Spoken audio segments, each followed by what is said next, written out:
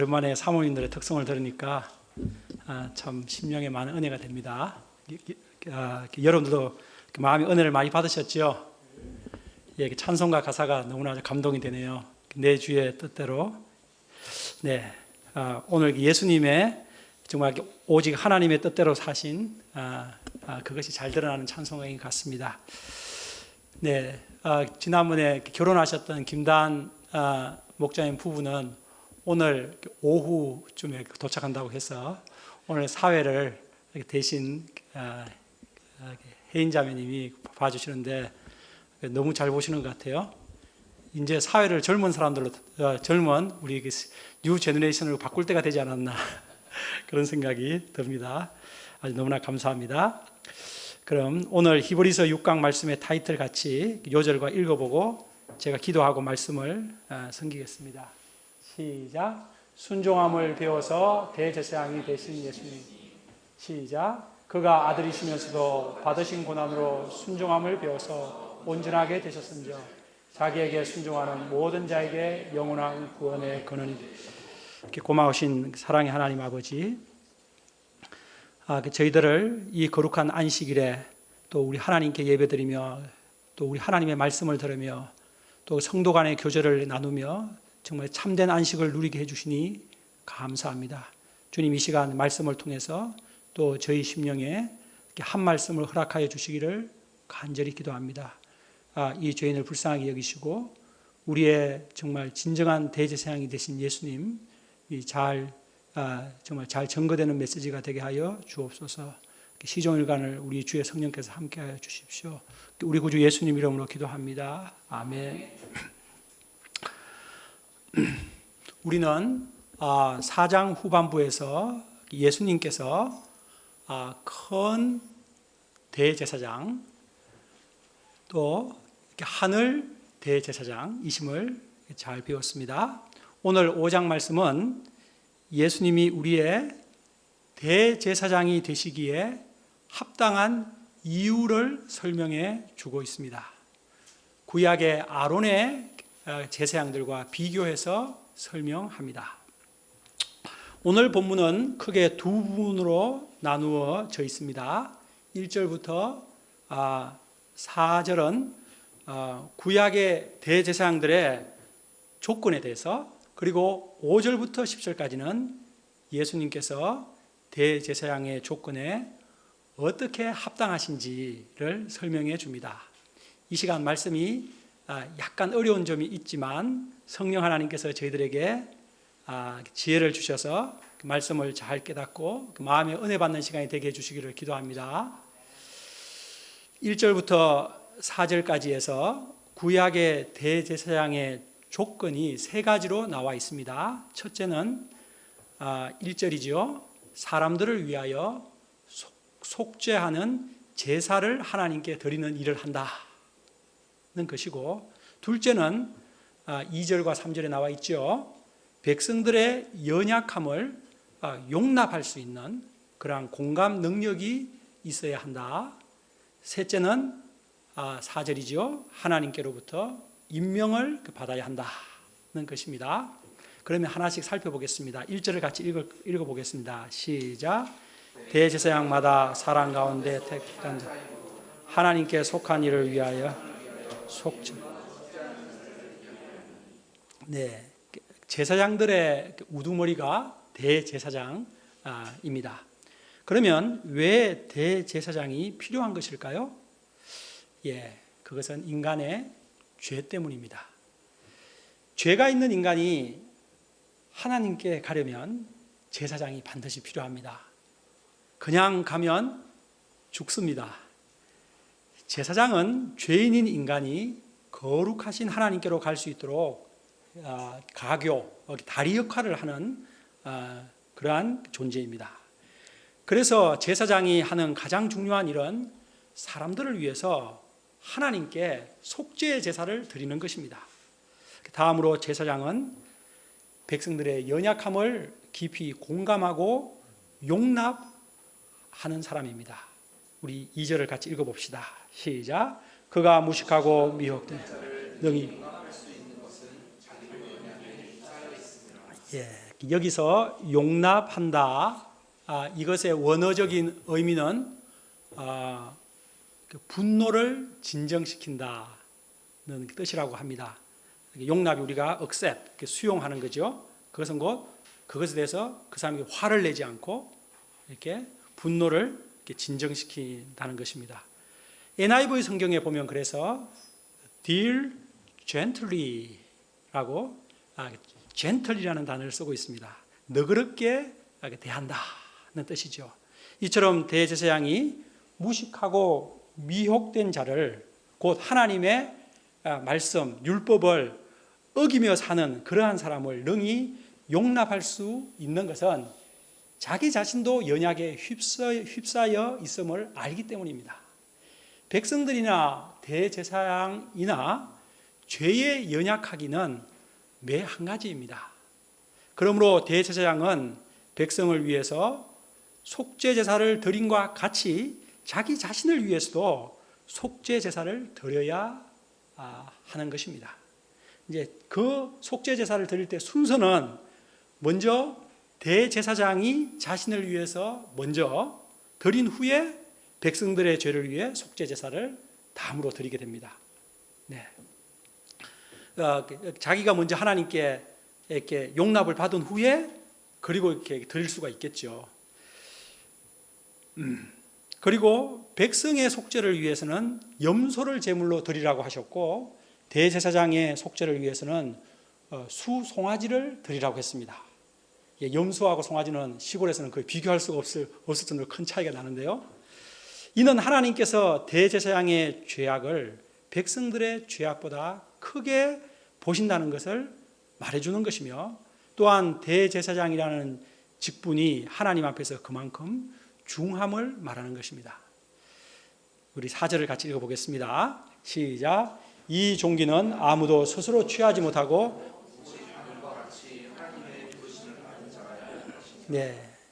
이 대제사장의 직분은 영광스러운 직분이지만 자신이 원한다고 해서 그것을 취할 수 있는 것이 아닙니다. 아론과 같이 하나님께로부터 부르심을 받은 자라야 합니다. 하나님은 모세를 통해 아론을 대제사장으로 세우라고 명령하셨고, 또 아론의 아들들을 대대로 대제사장으로 세우라고 하셨습니다. 역대하 26장에 보면 우시야 왕이 나옵니다. 그가 초기에 나라가 잘 되자 갑자기 마음이 교만해져서 대제사장의 역할에 해당하는 하나님께 분향을 드리는 것까지 하려고 하다가 그가 문둥병에 걸려 죽는 기사가 나옵니다. 여기 앞에 나오죠? 좀 긴데 한번 읽어보겠습니다. 시작. 그가 강성해짐에 그의 마음이 교만하여 악을 행하여 그의 하나님 여호와께 범죄하되 그 여호와의 성전에 들어가서 향단에 분향하려 한지라. 제사장 아사랴가 여호와의 용맹한 제사장 80명을 데리고 그의 뒤를 따라 들어가서 우시야 왕 곁에 서서 그에게 이르되, 우시야여, 여호와께 분향하는 일은 왕이 할 바가 아니요 오직 분향하기 위하여 구별함을 받은 아론의 자손 제사장들이 할 바니 성소에서 나가소서. 왕이 범죄하였으니 하나님 여호와께 영광을 얻지 못하리. 우시야가 손으로 향로를 잡고 분향하려 하다가 화를 내니 그가 제사장에게 화를 낼 때에 여호와의 전 안 향당 곁 제사장 그의 이마에 나병이 생긴지라. 우시야 왕이 죽는 날까지 나병 환자가 되었고, 나병 환자가 되매 여호와의 전에서 끊어져 그의 아들에게.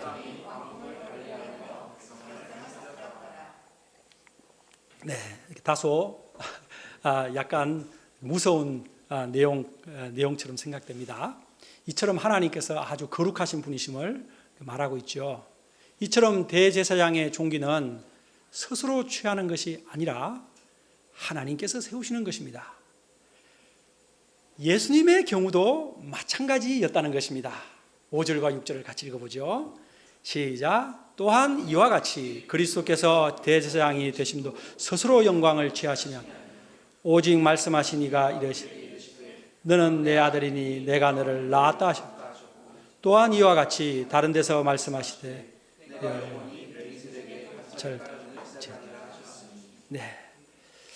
이게 저자는 시편 2편 7절 곧 5절 말씀 그리고 시편 110편 4절 말씀 6절 말씀 그렇게 인용하면서 하나님께서 예수님을 대제사장으로 임명하셨다는 것을 증거하고 있는 것입니다. 예수님이 공생애를 시작하시면서 세례 요한에게 요단강에서 세례를 받으실 때 하늘에서 하나님께서 직접 말씀하셨습니다. 무엇이라고 말씀하셨죠? 이는 내 사랑하는 아들이요 내 기뻐하는 자라. 하나님은 예수님을 멜기세덱의 반차를 따르는 대제사장으로 세우셨습니다. 멜기세덱이라는 또 생소한 이름이 나오는데 여기에 대해서는 창세기 14장에 나오는데 이 히브리서에서만 줄기차게 멜기세덱을 이라는 분에 대해서 나옵니다. 이것은 7장에서 자세하게 하도록 하겠습니다. 예수님이 하나님에 의해 대제사장으로 하나님에 의해 세움을 받았다라고 이제 말한 저자는 7절부터 9절까지 3절에 걸쳐서 예수님께서 인간의 연약함에 깊이 동참하셨다라는 것을 말하고 있습니다. 우리는 앞서 대제사장의 그 조건에 있어서 그 두 번째에서 뭘 얘기했는가 하면 그 2절과 3절에 나와 있었죠. 백성들의 연약함을 깊이 이해하고 용납하는 그러한 공감 능력을 가지고 있다라고 하였습니다. 바로 예수님이 그러하시다는 것입니다. 예수님은 죄가 없는 분이시며 하나님의 아들이신데 과연 우리 인간의 연약함을 깊이 이해하시고 공감하실까? 이런 질문이 들 수가 있습니다. 그러나 우리는 지난 4장 15절에서 분명하게 해답을 들었습니다. 4장 15절 같이 앞에 있으니까 같이 읽어봅시다. 시작. 우리에게 있는 대제사장은 우리의 연약함을 동정하지 못하시리가 아니요 모든 일에 우리와 똑같이 시험을 받으신 죄는 없으시니라. 예수님은 우리의 연약함을 반드시 동정하시는 분이시다 라고 말하고 있습니다. 왜냐하면 모든 일에 우리와 똑같이 시험을 받으셨기 때문입니다. 우리 인간의 연약함에 깊이 동참하셨기 때문입니다. 예수님은 우리의 모든 연약함을 다 체험하셨기 때문에 우리 인간의 연약함에 깊이 공감하시고 용납하실 수 있으십니다. 예수님은 죄가 없는 것을 제외하고는 모든 면에서 우리 인간과 똑같이 되신 참 사람이 되셨던 것입니다. 그러면 이제 예수님께서 우리와 똑같은 인간이 되셔서 인간의 연약함에 깊이 동참하신 그 모습을 한번 자세하게 리얼하게 한번 7절에서 한번 살펴보겠습니다. 7절 같이 읽어보죠. 시작. 그는 육체에 계실 때에 자기를 죽음에서 올렸고 그의 네, 예수님은 육체에 계실 때에 자기를 죽음에서 능히 구원하실 하나님께 심한 통곡과 눈물로 간구와 소원을 올렸다고 되어 있습니다. 여기 심한 통곡이 cry loudly입니다. 우리는 예수님께서 그렇게 cry 울면서 loudly 큰 소리로 울면서 기도했을 거라고 어디에 그런 내용이 나오지? 이런 생각을 할 수가 있습니다. 이것을 생각하면 성경에 나오는 것으로는 예수님의 그 겟세마네 기도가 떠오릅니다. 예수님은 내일이면 온 인류의 구원을 위해서 온 인류의 속죄를 위한 제물로 십자가에 달려 죽으시는 그 순간이었습니다. 예수님은 그 죽음을 몇 시간 앞두고 제자들과 최후의 만찬을 하신 후에 겟세마네 동산으로 가셨습니다. 그리고 제자들에게 이렇게 말씀하셨습니다. 우리 같이 한번 읽어보겠습니다. 진강인증 그 다음 한번 슬라이드 한번 보여주시죠. 시작. 그들이 겟세마네라는 곳에 이름에 예수께서 제자들에게 이르시되 내가 기도할 동안에 너희는 여기 앉아있으라 하시고 베드로와 야고보와 요한을 데리고 가실새 심히 놀라시며 슬퍼하사 말씀하시되 내 마음이 심히 고민하여 죽게 되었으니 너희는 여기 머물러 되어 있으라. 네. 우리는 예수님께서 하나님의 아들이시기 때문에 죽음 앞에서도 담담하시고 초월적일 것으로 생각하기가 쉽습니다. 그러나 죽음을 앞두신 예수님의 모습이 어떠합니까? 예수님은 심히 놀라셨습니다. 슬퍼하셨습니다. 마음이 심히 고민하여 죽게 되었다고 하셨습니다. 이것이 예수님의 솔직한 심정이셨습니다. 그리고 예수님은 조금 더 나아가셔서 얼굴을 땅에 대고 엎드려 기도하셨습니다. 아마 그때 cry loudly 그렇게 기도하시지 않았는가 그렇게 생각됩니다. 네, 아버지여, 만일 할 만하시거든 이 잔을 내게서 옮겨 주시옵소서. 그러나 나의 원대로 마옵시고 아버지의 원대로 하옵소서. Not my will, but your will be done. 예수님은 이 동일한 기도를 3번이나 반복하여 하셨습니다. 얼마나 애쓰고 힘써 간절히 기도하셨던지 누가복음에 보면 땀이 땅에 떨어지는 핏방울같이 되었더라 라고 되어 있습니다. 그게 과연 가능할까요? 얼마나 그렇게 절규하듯 기도하셨으면, 우리가 소위 이제 피를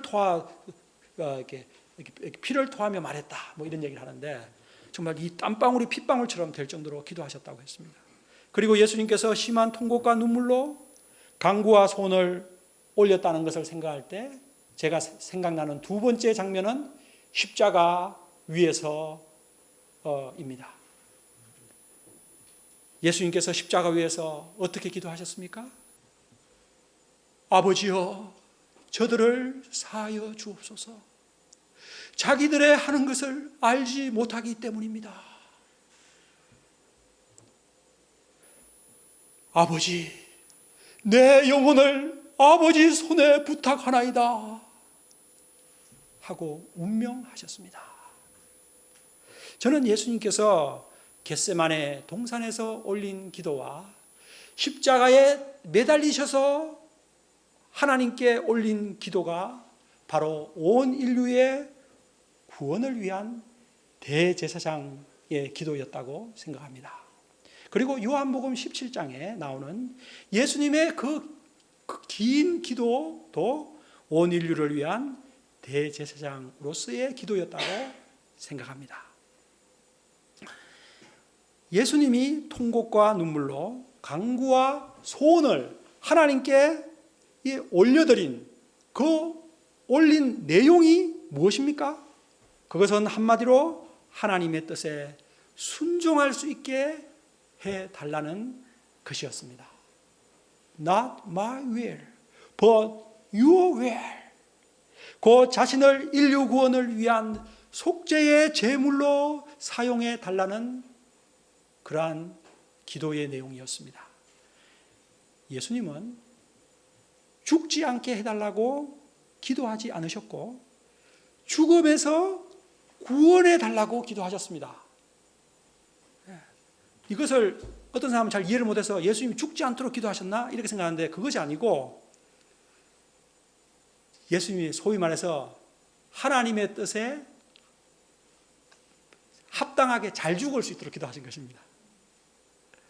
죽음에서 구원해 달라는 것이 과연 무엇일까요? 그럼 이는 죽음의 그 고통을 통과할 때 자신을 지켜달라는 것입니다. 온 인류의 죄값에, 그 죄값의 무게에 해당하는 그 형벌의 고통을 예수님이 받으실 때 말로 다할 수 없는 그 심판의 고통의 무게를 견뎌내게 해달라고 기도하신 것입니다. 심한 통곡과 눈물로 기도하신 예수님을 생각할 때 우리는 예수님의 그 당하신 고통을 다 헤아릴 수도 느낄 수도 없음을 인정합니다. 다만 시편 22편에 나오는 메시아가 당하실 고통의 그 시를 통해서 조금이나마 우리가 이해할 수 있을 것입니다. 우리 같이 읽어봅시다. 이게 시편, 다윗이 장차 오실 메시아가 당할 고통을 예언한 것입니다. 시작. 나는 물같이 쏟아졌으며 내 모든 뼈는 어그러졌으며 내 마음은 촛밀 같아서 내 속에서 녹았으며 내 힘이 말라 질그릇 조각 같고 내 혀가 이틀에 붙었나이다. 주께서 또 나를 사망의 진토에 두셨나이다. 예수님은 인류의 모든 죄짐을 지고 죽으실 때 그 죽음의 고통을 견딜 힘을 하나님께서 주시도록 기도하셨던 것입니다. 누가복음 24장에 보면 하나님께로부터 천사들이 나와 힘을 돕더라 그렇게 나와 있습니다. 하나님께서 그 예수님의 기도에 응답하신 것이죠. 그리고 예수님은 죽음에서 구원하여 부활의 영광과 창세전의 그 영화로 인도해 주실 것을 기도하신 것입니다. 예수님이 올린 대제사장으로서의 기도는 그의 경건하심으로 말미암아 하나님께 들으심을 받았다라고 되어 있습니다. 여기서 경건하심으로란 NIV 성경에서는 reverent submission으로 경외하는 순종이라고 나와 있습니다. 하나님께 대한 경외심으로 순종의 기도를 올리셨을 때 그 기도가 하나님께 들으심을 받았다. 이렇게 이해하시면 되겠습니다. 예수님은 워낙 경건한 삶을 사셨기 때문에 예수님의 경건한 삶 때문에 들으심을 받았나? 그것보다도 하나님에 대한 그 경외심으로 올린 그 기도가 연락받았다는 것입니다. 이제 우리 8절과 9절을 같이 읽읍시다. 시작. 그가 아들이시면서도 받으신 고난으로 순종함을 배워서 영원한 구원의 권한이 되시고, 예수님은 하나님의 아들이시면서도 고난을 받으셨고 순종을 배우셨습니다. 이는 참으로 우리가 헤아릴 수 없는 놀라운 불가사의한 말씀입니다. 그래서 저자도 양보절을 사용해서 말하고 있는 것입니다. Although he was son, yet. 여러분, though, although 이런 양보절은 어떨 때 사용하는지 다 알고 계시죠? 그럴 필요가 전혀 없는데도 그렇게 하는 경우 참 기이하다, 놀랍다 이럴 때 양보절을 쓰는 것입니다. 예를 들어 Though he was rich, he became poor. 그는 부유하였지만 가난하게 되셨다. 고린도후서 8장 9절에 나오는 예수님에 대한 말씀입니다. 예수님은 부유하신 분이셨지만 우리들을 부욕케 하기 위해서 가난케 되셨다는 말씀입니다. 이것이 신비가 아닙니까? 세상에 그렇게 하는 그 부유하고 높은 사람이 어디 있습니까? 이처럼 예수님은 자신을 구원하기 위해서, 예수님은 자기 자신을 구원하기 위해서는 고난받으실 필요가 1도 없는 분입니다. 그는 하나님의 아들이시며 죄가 전혀 없으신 분이시기 때문에 고난받으실 필요가 전혀 없는 분이십니다. 그러나 우리를 대신하여 고난을 받으셨습니다. 아까 싱어롱 두 번째 노래가 마음에 와닿았는데 나 대신 고난 받으셨네. 예수님의 고난은 이 땅에 오신 그 탄생의 순간부터 십자가에 운명하는 그 죽음의 순간까지 전 생애를 걸쳐 그 33년이라는 전 생애를 걸쳐 고난은 계속되었습니다. 물론 예수님은 늘 성령으로 충만하신 삶을 사셨기 때문에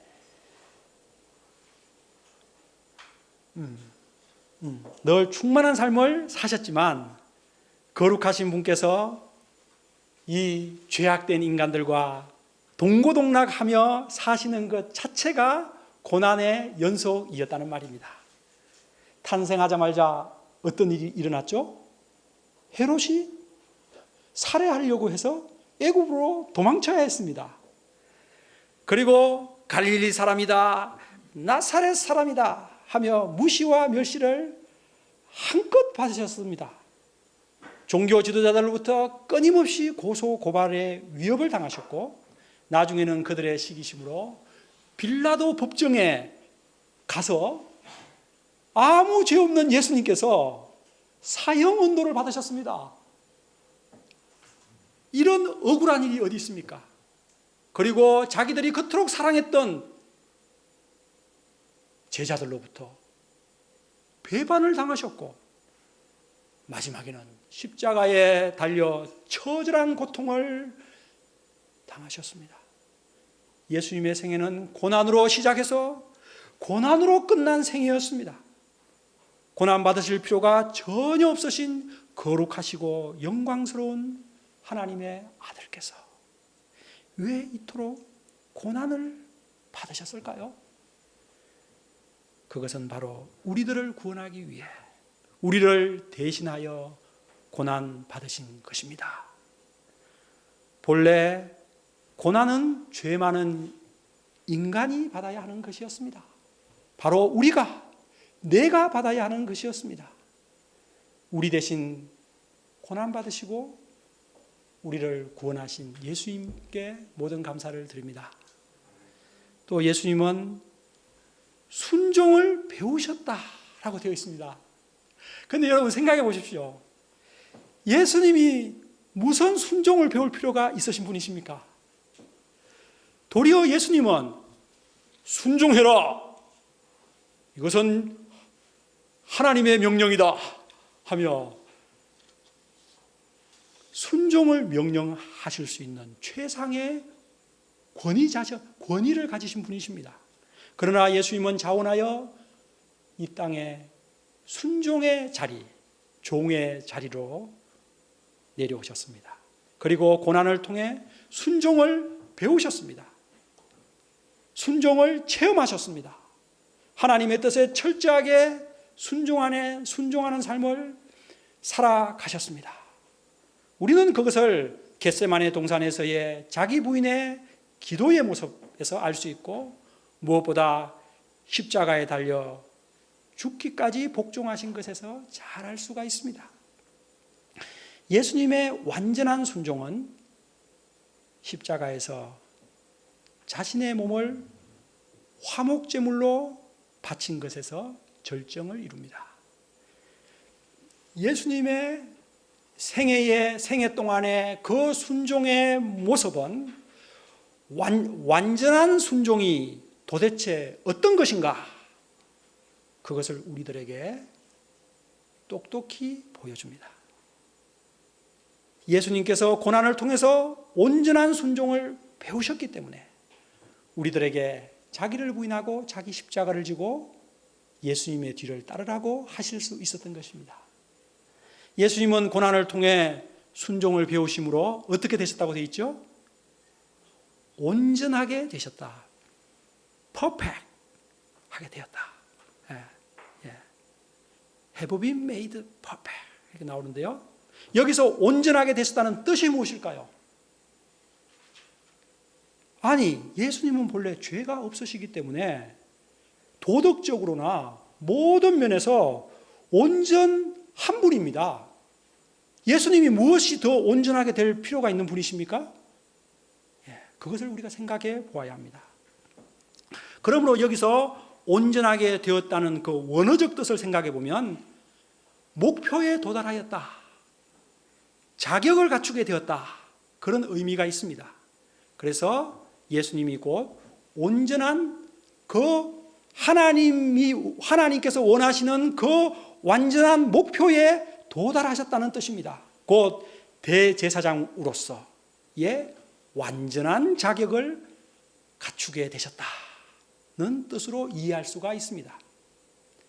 이를 더 잘 이해하기 위해서 2장 10절의 말씀과 비교해 보면 알 수가 있습니다. 앞에 2장 10절 말씀에서 후반부에 예수님이 구원의 창시자가 되셨지 않습니까? 그런데 구원의 창시자를 고난을 통하여 온전하게 하심이 합당하도다. 고난을 통과한 후에 그 구원의 창시자로 퍼펙트하게 만드시는 것이 하나님의 뜻이셨다는 겁니다. 하나님께서 예수님을 구원의 창시자로 세우실 때 고난을 통해서 하셨습니다. 마찬가지로 하나님께서 예수님을 인류의 대제사장으로 세우실 때 고난을 통하여 하신 것입니다. 예수님은 고난을 통하여 하나님께 철저히 순종하심으로써 퍼펙트한 하이 프리스트가 되신 것입니다. 그 예수님은 인간의 모든 고난을 다 겪으셨고 또 죽음의 고난까지 겪으심으로써 고난당하는 우리 인간을 완전히 공감할 수 있는 온전한 대제사장, 퍼펙트 하이 프리스트가 되신 것입니다. 예수님이 이렇게 온전하게 되심으로써 자기에게 순종하는 모든 자들의 영원한 구원의 근원이 되셨습니다. 예수님께 여러분 순종하시는 분들 맞죠? 우리 여기 관악지부 모든 분들? 나는 예수님 싫어. 나 예수님께 불순종할 거야. 그런 분들은 아무도 없는 것 같아요. 바로 여러분들의 구원의 근원이 예수님이 되셨습니다. 예수님께 순종하는 자, 예수님의 순종의 삶의 발자취를 본받아 살아가는 자는 영원한 구원을 얻습니다. 우리는 구원을 단순히 죽고 천국 가는 거 아니야? 이렇게 생각하면 구원에 대해서 아주 피상적으로 100이라는 점수 중에서 한 1이나 한 5 정도 아는 수준입니다. 참된 구원은 그 풍성한 많은 것이 있습니다. 그 중에 오늘 말씀에 의하면 참된 구원은 무엇입니까?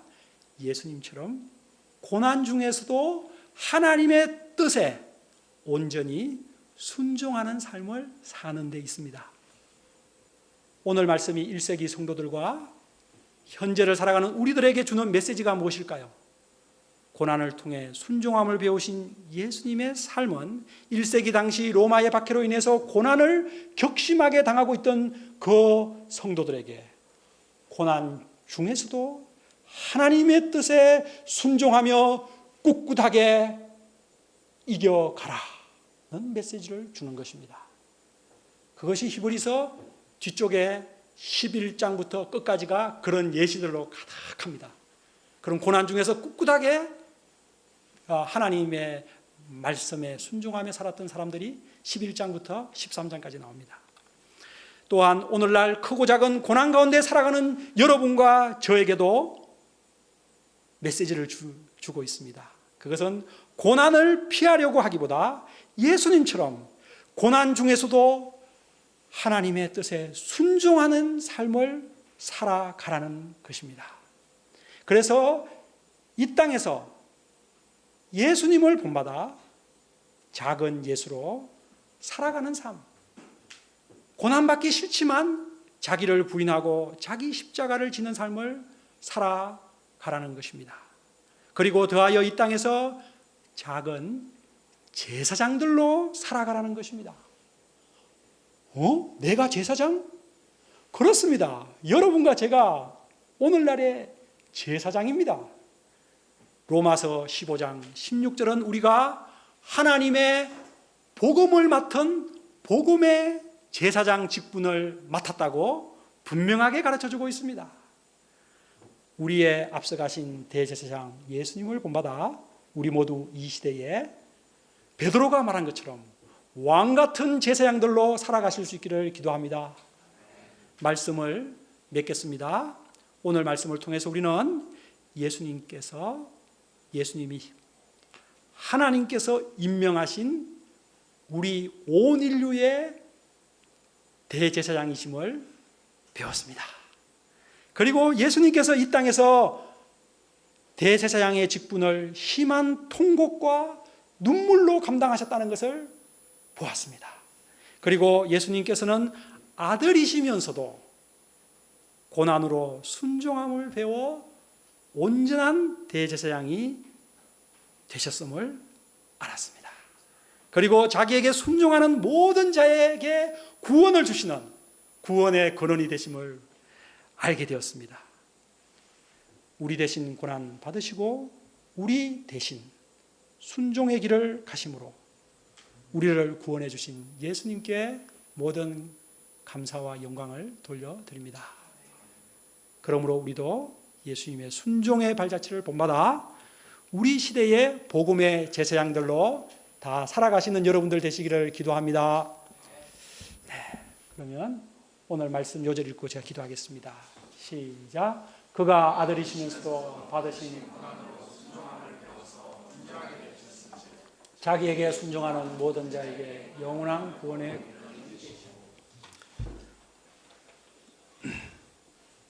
고마우신 우리 주 예수님 정말 참으로 감사합니다.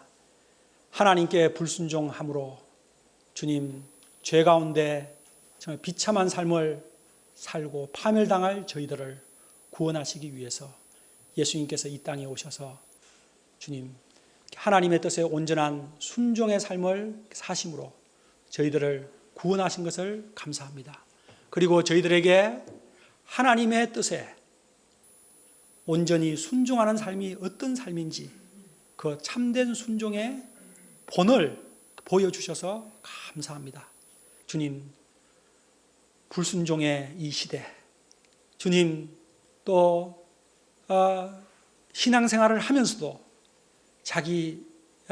자기의 생각대로 정말 많은 불순종의 죄를 짓는 저희들, 우리 하나님 용서하시고 이제는 예수님의 그 본을 그 발자취를 본받아 하나님의 뜻에 온전하게 순종하는 그 순종의 삶을 살아가게 하여 주옵소서.